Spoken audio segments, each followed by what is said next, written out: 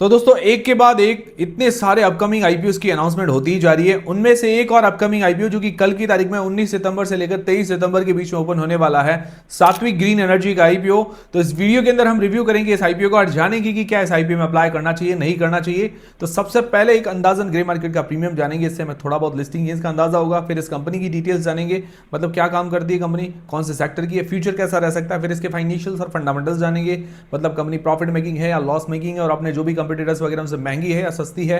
फिर इस आईपीओ की डिटेल्स के बारे में जानेंगे और अंत में हम जानेंगे कि क्या इस आईपीओ में अप्लाई करना चाहिए, नहीं करना चाहिए, और करे तो लिस्टिंग गेंस के हिसाब से या लॉन्ग टर्म के हिसाब से।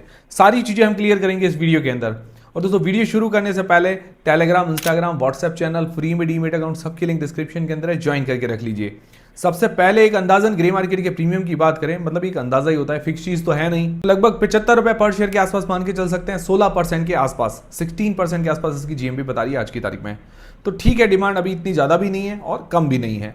बाकी एंकर लिस्ट आज आ जाएगी, तो कल की तारीख में एंकर लिस्ट के बारे में डिस्कशन कर लेंगे। अगर जल्दी आ गई तो जो नेक्स्ट वीडियो होगा उसके अंदर डिस्कशन कर लेंगे। तो अभी तक जीएमपी ठीक है। फिर बात करें इस कंपनी की डिटेल्स के बारे में, मतलब ये कंपनी काम क्या करती है। तो कंपनी इनकॉर्पोरेट हुई थी 2015 के अंदर, करीब 10 साल हो गए हैं अपने ही सेक्टर के अंदर, मतलब अभी ठीक ठाक एक्सपीरियंस कह सकते हैं इसको। और ये company solar PV modules manufacture करती है, मतलब सिंपल भाषा में आपको बताऊं तो सोलर प्लेट वगैरह ये बनाती है। जैसे अभी विक्रम सोलर आई थी, इससे पहले वारी एनर्जीज आई थी, प्रीमियर एनर्जीज आई थी, सेम उसी टाइप की कंपनी है। अभी बहुत सारी कंपनियां आ रही है, लिस्टेड भी खूब प्लेयर्स है, अनलिस्टेड भी खूब हो गए हैं। अभी सोलर सेक्टर के अंदर भी कंपटीशन बहुत ज्यादा होता जा रहा है और इसका 96% रेवेन्यू सोलर पैनल मैन्युफैक्चर करने से ही आता है। बाकी 4% कुछ सर्विसेज वगैरह ही अपनी देती है। अभी अगर इसकी इंस्टॉल्ड कैपेसिटी अगर देखें 3.8 गीगावाट की है, ठीक है, 3.8 गीगावाट की इसकी इंस्टॉल्ड कैपेसिटी है। और अभी इससे पहले विक्रम सोलर आई थी, उसकी 4.5 गीगावाट के आसपास थी। तो यूं मान के चलिए टॉप 10 प्लेयर्स में इसका भी नंबर आता है। और इसकी टोटल 2 मैन्युफैक्चरिंग फैसिलिटी है हरियाणा के अंदर। एक्सपोर्ट से सिर्फ 1.4% के आसपास का रेवेन्यू जनरेट होता है, बाकी सारा जो रेवेन्यू है डोमेस्टिक से ही, मतलब इंडिया से ही जनरेट होता है, तो अच्छी बात है। तो ये काम बढ़िया है, सदाबहार है, सोलर सेक्टर की कंपनी है। बट अभी इस टाइम अगर देखें तो बहुत सारी कंपनियां अभी इस सेक्टर के अंदर आ रही है, कंपटीशन बढ़ रहा है। तो अब इतना ज्यादा कंपटीशन होगा तो कुछ खास करना पड़ेगा। तो इसके फाइनेंशियल्स और फंडामेंटल्स देखते हैं, क्या खास कर रही है, कुछ फाइनेंशियल अच्छे हैं या नहीं है, क्या महंगी वैल्यूएशन है या सस्ती है, वो सारी चीजें देख लेते हैं। तो फाइनेंशियल 2023 से 2025 तक दिए गए हैं। एसेट्स अगर देखें तो एसेट्स के अंदर साल दर साल ग्रोथ है। रेवेन्यू देखें तो रेवेन्यू के अंदर भी साल दर साल ग्रोथ देखने को मिल रही है। 617 करोड़ से 2192 करोड़ रुपए के आसपास इसका रेवेन्यू हुआ है। पिछले 2-3 सालों में देखें तो ग्रोथ अच्छी दिखाई है, 3 गुना से ऊपर की ग्रोथ है।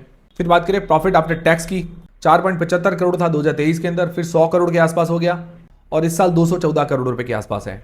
प्रॉफिट मार्जिन निकाले तो 0.76% के आसपास थे 2023 के अंदर, 9.15% 2024 के अंदर और 2025 के अंदर 9.76% के आसपास है। तो मतलब प्रॉफिट मार्जिन हर साल बढ़ रहे हैं और मार्जिन भी अच्छे हैं, 9 से 10% के बीच में कम नहीं होते हैं। बाकी एबिटा के अंदर साल दर साल ग्रोथ है, नेटवर्थ इसकी बड़ी है। इसके बाद में रिजर्व्स बड़े हैं, 315 करोड़ रुपए के आसपास के रिजर्व्स हैं। और इसके ऊपर बोरोइंग्स बड़ी है, 458 करोड़ रुपए की बोरोइंग्स है इसके ऊपर, मतलब उधारी।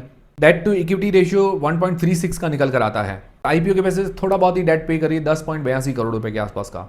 आईपीओ के बाद भी काफी डेट रह जाएगा और पीयर्स के मुकाबले, मतलब जो इसके कंपटीटर्स है, वारी एनर्जी, विक्रम सोलर्स, उनसे कहीं ज्यादा इसके ऊपर डेट है। तो ये थोड़ा सा नेगेटिव है। मैंने आपको कहा था ना कि भाई कंपटीटिव सेक्टर है तो खास कुछ होना चाहिए, तो खास तो कुछ है नहीं, डेट ज्यादा लेके आ गई, तो इस चीज पर इसको फोकस करना पड़ेगा। आरओई 63%, आरओसी 60% के आसपास, आरओई आरओसी वगैरह बढ़िया है और मार्जिन्स भी इसके अच्छे हैं। मार्केट कैप निकाले तो 5900 करोड़ रुपए, 6000 करोड़ रुपए के आसपास का मार्केट कैप है अभी इस प्राइस बैंड पर। तो छोटी स्मॉल कैप कंपनी है, छोटा भी मार्केट कैप नहीं है, तो ज्यादा रिस्क तो नहीं है। बात करें वैल्यूएशन की तो पीई इसका है 24 के आसपास, मतलब 24 के आसपास का। प्राइस टू बुक है 43 के आसपास। अदर जो कंपटीटर्स हैं जैसे Waaree Energies, Premier Energies, Vikram Solar, तो उनके पी 50 से लेकर 88 के बीच में। तो पी वाइज तो वैल्यूएशन सही लग रही है, बट उनसे ये काफी छोटी है रेवेन्यू वगैरह के मामले में। तो फेस वैल्यू 2 रुपए पर मुझे ओके वैल्यूएशंस लगी। कंपटीटर्स का प्राइस टू बुक देखे तो 23.6 से 71 के बीच में निकल कर आता है और इसका है 43, मतलब 43 के आसपास का। तो प्राइस टू बुक के हिसाब से भी ओके वैल्यूएशंस है। और अदर जो पीयर्स हैं उनके ऊपर डेट भी इससे कम है, तो वैल्यूएशंस मुझे ओके ही लगी। फिर इस आईपीओ की डिटेल्स के बारे में बात करें तो 19 से लेकर 23 सितंबर के बीच में ये आईपीओ ओपन रहेगा। तो ये फेस वैल्यू 2 रुपए पर आ रहा है और इसका प्राइस बैंड रखा गया 442 रुपए से लेकर 465 रुपए के बीच में। 32, मतलब 32 शेयर्स का ये लॉट है और इसका टोटल इश्यू साइज है 900 करोड़ रुपए के आसपास का, जिसके अंदर फ्रेश इश्यू है 700 करोड़ रुपए के, ओएफएस है 200 करोड़ रुपए के आसपास का। तो ये फ्रेश इश्यू का उपयोग अपने सब्सिडरीज वगैरह के अंदर इन्वेस्टमेंट करने के अंदर ज्यादातर कर रही है। बाकी 10 करोड़ रुपए सिर्फ उसके अंदर काम आएगा अपनी उधारी चुकाने के अंदर। मुझे लगता है अपनी उधारी भी काफी हद तक इसको पे करनी चाहिए थी, काफी मतलब थोड़ी बहुत पे कर लेते तो बढ़िया रहता, बाकी अपनी सब्सिडरी में इन्वेस्टमेंट कर लेते तो ये मुझे थोड़ा सा यहाँ पर नेगेटिव पॉइंट लगा इसका। तो ये हो गई कंप्लीट आईपीओ की डिटेल्स। अब सबसे मेन सवाल यह था कि क्या इस आईपीओ में अप्लाई करना चाहिए नहीं करना चाहिए, करे तो लिस्टिंग गेंस के हिसाब से या लॉन्ग टर्म के हिसाब से। तो उससे पहले आपके पास है कि फैमिली मेंबर्स में किसी के पास डीमेट अकाउंट नहीं खुलवाना चाहते तो उसकी लिंक डिस्क्रिप्शन के अंदर आपको मिल जाएगी। सबसे पहले जो लोग लिस्टिंग गेंस के हिसाब से अप्लाई करना चाहते हैं तो जनरली हम हमारे 4 पैरामीटर्स देखते हैं, नॉलेज, जैज पैरामीटर्स। ये सिर्फ रिस्क मापने के लिए और अभी की कंडीशन के हिसाब से क्या माहौल, डिमांड वगैरह क्या है, रिस्क क्या है, वो देखने के लिए करते हैं। 4 पैरामीटर्स के 4 पॉइंट होते हैं, 2 होता है तो न्यूट्रल, 2 से कम तो रिस्क ज़्यादा, 2 से ज़्यादा पॉइंट बन जाता है तो थोड़ा रिस्क कम है। इस तरह से हमारी स्ट्रैटेजी रहती है। बाकी इसके भरोसे हमको नहीं रहना है। जो भी आप डिसीजन बनाएं अपनी रिस्क और अपना एनालिसिस लगा के बनाएं। तो सबसे पहली चीज़ है जीएमपी 16% के आसपास है, ठीक चल रही है, तो 1 पॉइंट मैं जीएमपी के अंदर पूरा देना चाहूँगा। वैल्यूएशंस पी वाइज थोड़ा ठीक नज़र आ रही है। बाकी मुझे फेस वैल्यू 2 रुपये पर जो प्राइस टू बुक के हिसाब से भी देखिए वैल्यूएशंस ओके लगी, इतनी खास नहीं है। तो वैल्यूएशंस के अंदर मैं आधा पॉइंट देना चाहूँगा, वो भी सिर्फ पीई के कारण। प्राइस टू अर्निंग्स रेशियो इसका थोड़ा सा कम है अपने पीयर्स के मुकाबले इस हिसाब से। बाकी एंकर लिस्ट और सब्सक्रिप्शन आना बाकी है, उसके बारे में बाद में डिस्कशन कर लेंगे। अभी 2 में से 1.5 पॉइंट बन रहा है तो ठीक है, ठीक ठाक आप कह सकते हैं अभी। बाकी मुझे लगता है अभी वेट करना चाहिए बाकी पैरामीटर्स का भी। बाकी आप लोग क्या करने वाले हैं मुझे कमेंट करके ज़रूर बताइएगा। और फिर लॉन्ग टर्म के हिसाब से जो लोग अप्लाई करना चाहते तो पॉजिटिव्स और नेगेटिव्स दोनों ही देख लेते हैं। पॉजिटिव में देखिए तो सेक्टर इसका ठीक है, ये सोलर सेक्टर डिमांडिंग सेक्टर भी है, फ्यूचर के अंदर भी इसकी काफ़ी डिमांड रह सकती है। और इंस्टॉल्ड कैपेसिटी के हिसाब से भी टॉप 10 प्लेयर्स में इसका नंबर आता है, मतलब अच्छा कह सकते हैं। 3.8 गीगावाट की कैपेसिटी है और हो सकता है थोड़ा और करके ये अपना कैपेसिटी बढ़ा सकती है। बाकी रेवेन्यू प्रॉफिट के अंदर अच्छी ग्रोथ है, प्रॉफिट मार्जिन अच्छे हैं, हर साल बढ़ रहे हैं, ये भी काफ़ी अच्छी बात है। 9 से 10% के आसपास मार्जिन कम नहीं होते हैं। आरओई आरओसी वगैरह बढ़िया है। नेगेटिव्स क्या है? नेगेटिव्स मुझे एक तो वैल्यूएशंस ओके लगी, थोड़ी और सस्ती करते तो बढ़िया रहता। दूसरा मुझे नेगेटिव या कंपटीशन कह दें या मतलब जो भी कह दें, तो अभी सोलर सेक्टर के अंदर बहुत ज़्यादा कंपटीशन हो रहा है। ठीक है, बहुत ज़्यादा कंपटीशन है, बहुत सारी कंपनियां लिस्ट हो रही है लगातार और क्या कहते हैं कि अनलिस्टेड प्लेयर्स भी खूब हैं।